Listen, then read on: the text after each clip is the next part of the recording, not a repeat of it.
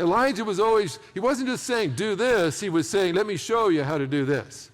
I'm not going to talk to you about the power of God. I'm going to show you the power of God, and then you'll know. I've just found that great leadership is caught more than it's taught. Just show them what it looks like to be a great leader.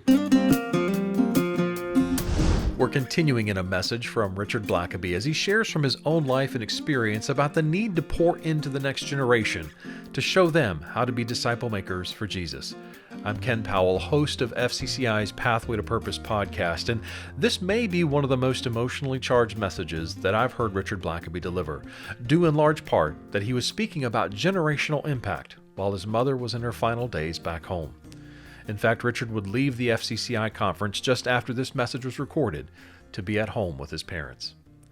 As Richard states, great leadership is caught more than it's taught. And I can speak to that from my own life, watching my father live out his faith as a contractor. I know of one man who partnered on construction projects with my dad for many years, and when he finally received Jesus as his personal Savior, he stood in front of the church, acknowledged my dad, and told the congregation that Jerry Powell was his pastor.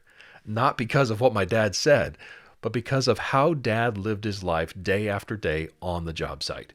In addition to my own dad, I've observed coworkers throughout the years who I'd put in that same category of faithful stewardship of life and knowing that they were having a discipleship impact on those around them.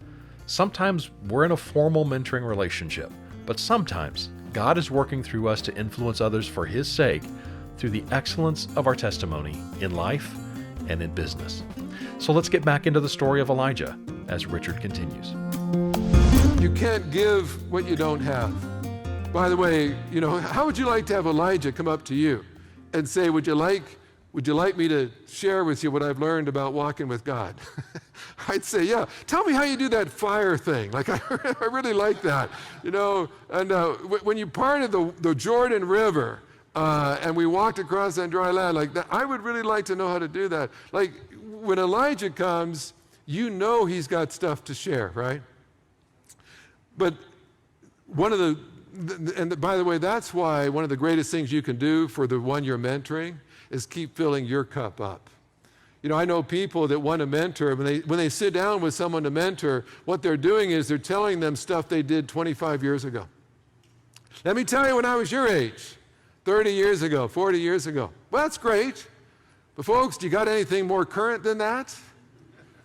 I want someone to mentor me who's got a story from this morning of their time with God, of what God taught them last week about leadership that they never knew before. Don't tell me about 30 years ago when you had to forgive a business associate that did you wrong. Tell me about how you forgave someone last week and how God guided you in the midst of all that's happening right now in our world. Do you have something fresh? My dad was kind of the classic of that. I describe my dad's whole ministry as just ministering out of the overflow. It was always current with my dad. It was always what had just happened with my dad. I remember years ago when Experiencing God was fairly new out. There was a conference center that really wanted my dad to come and speak on it one week, but Dad was going to be in Africa at the time. He's going to speak for 2 weeks in Africa. I was there with my mom. And so they asked me to fill in for my dad. So if you can imagine, that's like Elisha filling in for Elijah, it's like, but I'm there speaking. But my parents were going to get home the day before the conference ended, and my mom was eager to get one of her kids, her firstborn, and so they were going to drive 4 hours from Atlanta to where I was, pick me up, bring me back to their house to spend a couple of days. So I said to my parents, do you think there's any way you could get here by 1 o'clock that day, and I'll just have Dad teach the last seminar for me? And so I told everybody the first day, on Friday, we may have a surprise. My dad might show up in time, and I'm going to let him speak if he gets here. Well, people said, okay, we'll see you next Friday. They weren't sure they're going to come hear me all week, but they're coming Friday. So it's looking like my parents are going to make it, but what I didn't realize at the time was that remember the Rwandan genocide that took place where there millions of people were slaughtered and all kinds of violence? Well, that had just happened. And my dad had come in, and he's going to speak to all the missionaries. And the missionaries had just been watching bloodbaths. One missionary told my dad, they said, I was at the river, and I literally watched entire congregations floating down the river, all macheted to death. He said, I'm pointing out the deacons and the pastor and the staff, all of them dead.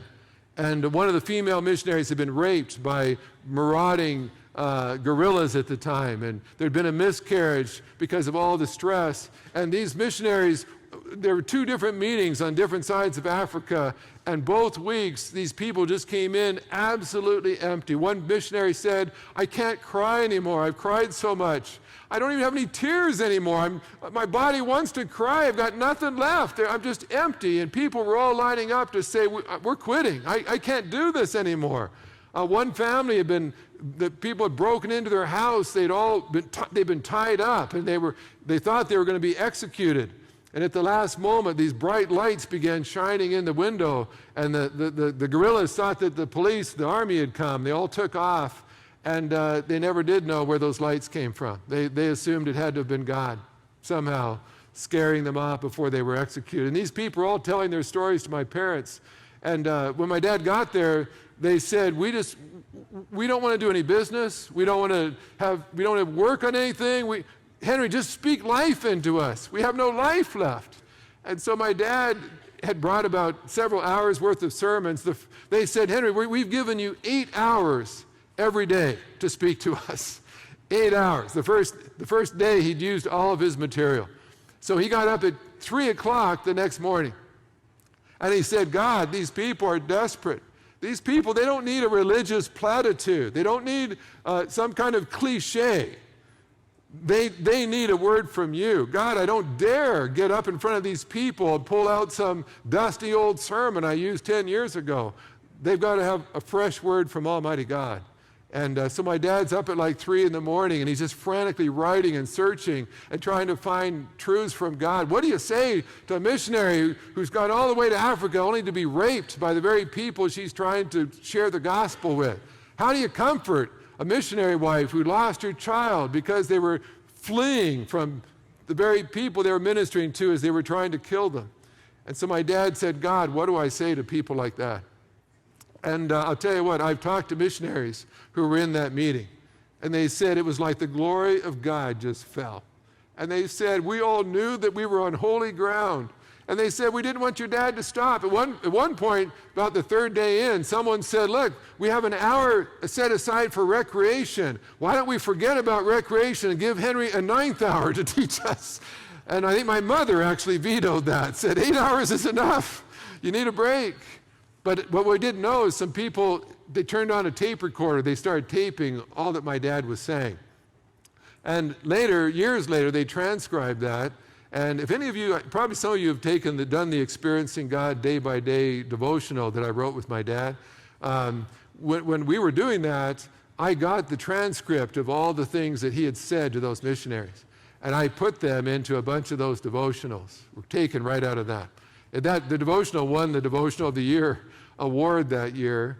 But I'll tell you what, my dad was just coming from those meetings when he came up to pick me up. And I could just always tell with my dad, because my dad hadn't arrived yet. The people are starting to fill the room up. They're hoping, they said, has your dad made it yet? I said, well, I think he's close. I know that they should be getting here any minute. I've got a little song and dance I can do until he gets here, if you like. And then sure enough, I saw my parents come in. I said, Dad, you've got the next hour and a half. I'm going to sit down. Just tell them what God's been saying to you. And I could always tell. I could just look at my dad's face, and I knew that God had just been filling his cup to overflowing. And whenever there was a crisis, whenever there was a tragedy going on in the world, my dad would have the news on, and he'd have his Bible in his hand. He'd be just saying, God, help me to understand what's going on. Give me a word for your people. And I'll tell you, all I can just tell you is my dad began speaking the next hour and a half. He had no notes, just had his Bible, and he said, let me tell you what God has been showing me the last 2 weeks. And I'll tell you what, I just wish I could beam every one of you into that room. Because you just want to take your shoes off. Because you just knew that this was not just advice. The same advice he gave everybody. This was fresh, hot off the press from God to my dad. Now we're getting it first. And I'll tell you what, it just blew everybody away. You didn't want the time to end. An hour and a half went by just like that. But what you realized was my dad had a lot to give. Folks, if you want to be a blessing to the people you mentor, you can't give what you don't have. So make sure you've got lots to give.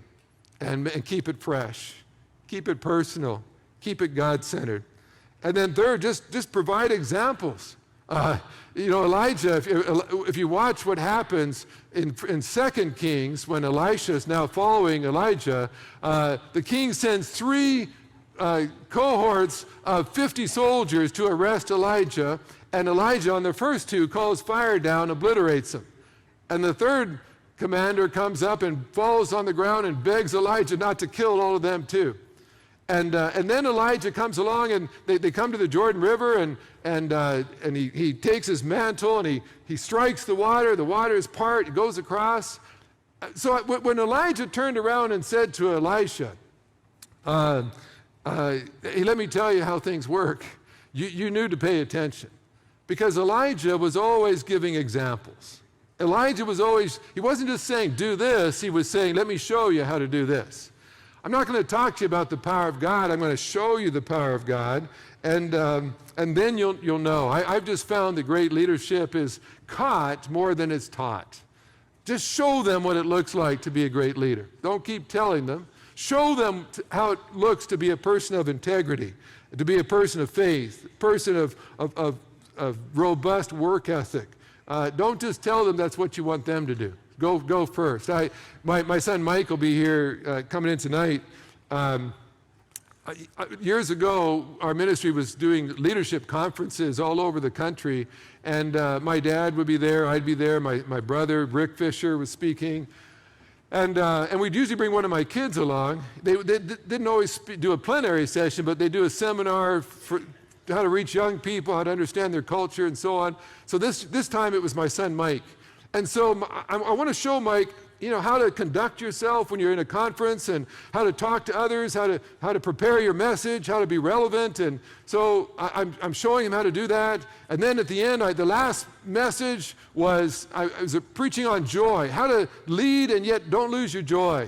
Get into fix problems, address ugly, messy issues, but hold on to your joy.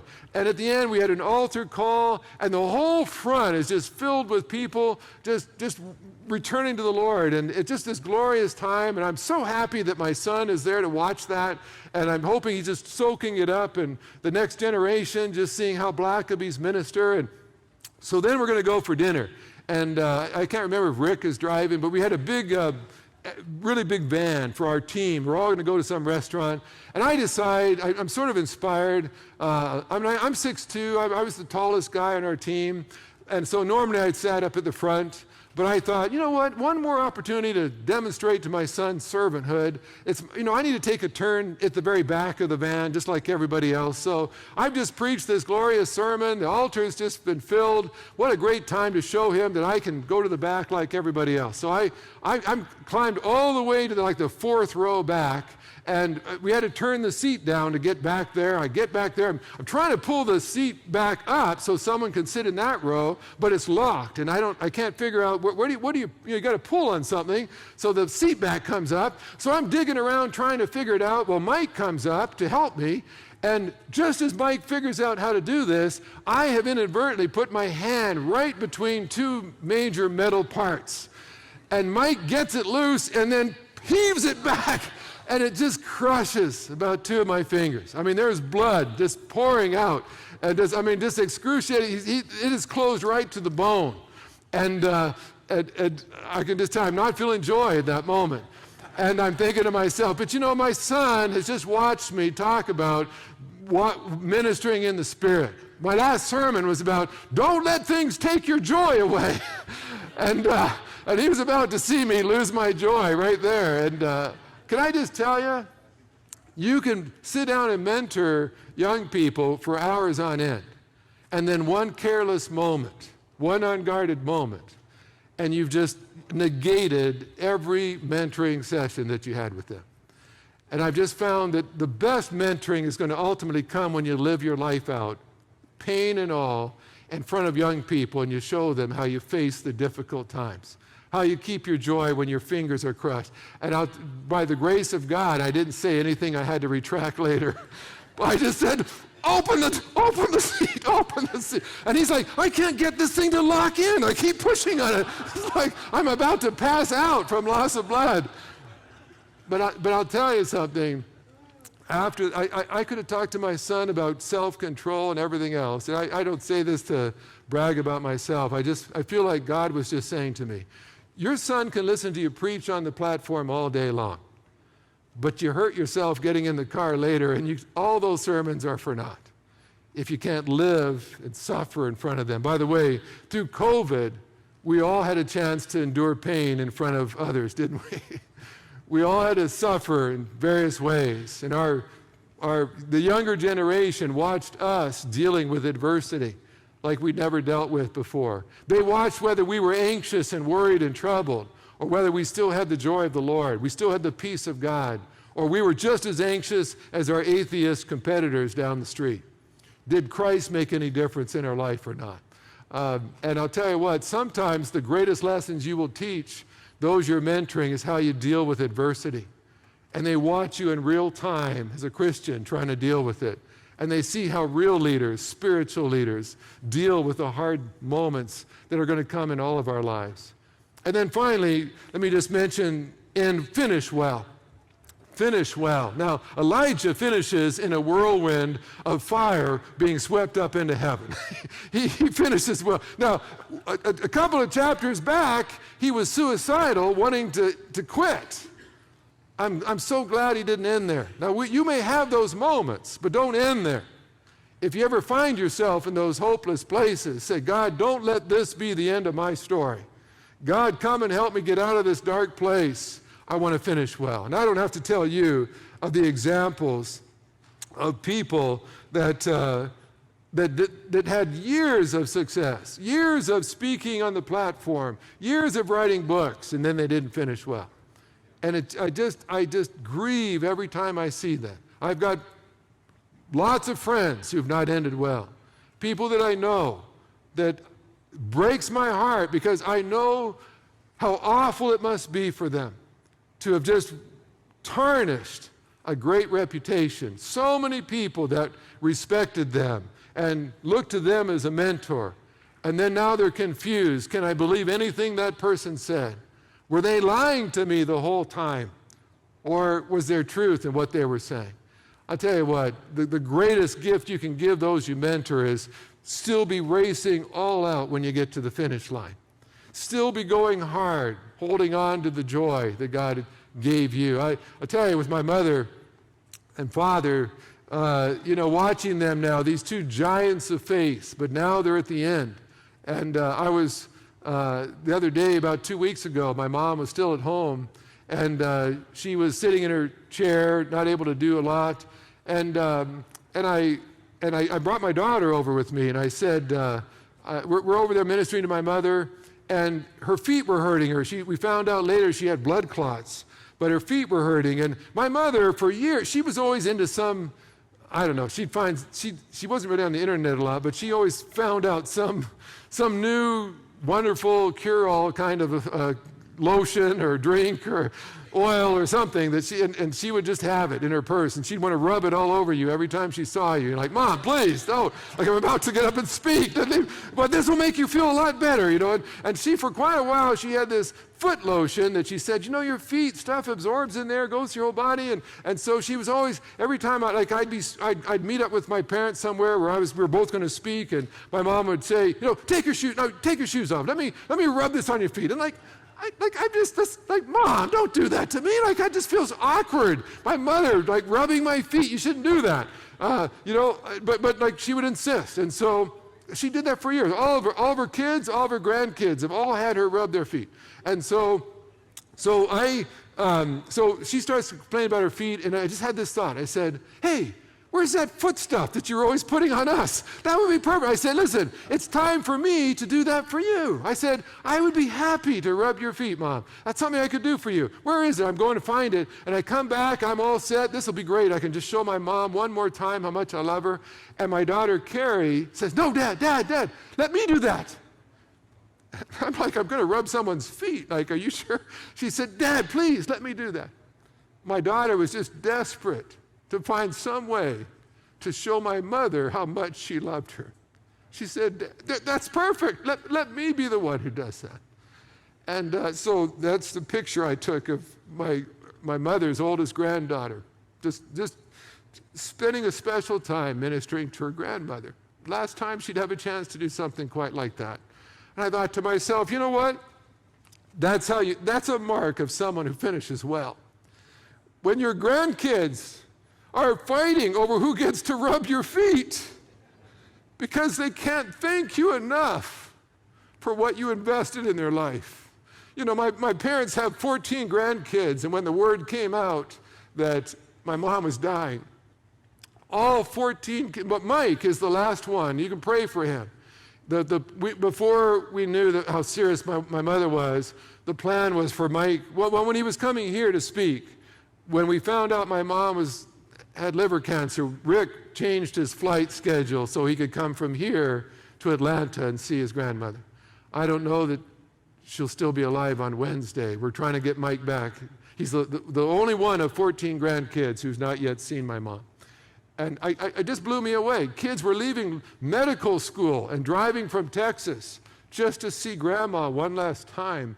Every one of her grandkids, all the ones who live in Canada, all of them, every one of them made it down to tell her how much they appreciate her. And I thought to myself, that's finishing well. You know, the interesting thing, by the way, when both parents got kind of weak, we hired a nurse to come in and care for them. They're in a home that gets a lot of care, but we just want to have extra care for them. So we hired this nurse. And she's really good. She comes in the mornings and would kind of help get them ready, and at night kind of come in and help personally make sure they're all cleaned up, ready for bed, and dressed right. And she seemed like a real nice woman. We found out, now, you know, my dad's never going to preach another sermon. He's never going to write another book. He doesn't communicate all that well anymore. But you know what? My brother-in-law one day was in there when that nurse was there, and this nurse is just so impressed by my parents. She keeps saying, these people are such people of God. She said, I've never met, and I remember saying to her one day, I said, well, you know, if you had known them in their prime, I said, now you're cleaning up after them and brushing their teeth for them. And I said, but if you'd known them years ago, I said, you'd know what amazing people these are that you're caring for right now. And she said, oh, I can tell. She said, I can tell even now that these are awesome people of God. And I said, well, they are. You could ask anyone who knows them. I said, I'm just sorry that you kind of didn't get to know them until the very end of their lives. And you know what happened about a week ago? My brother-in-law was over there, got into a spiritual conversation with her, found out she wasn't a believer, and led her to Christ there in the room with my parents.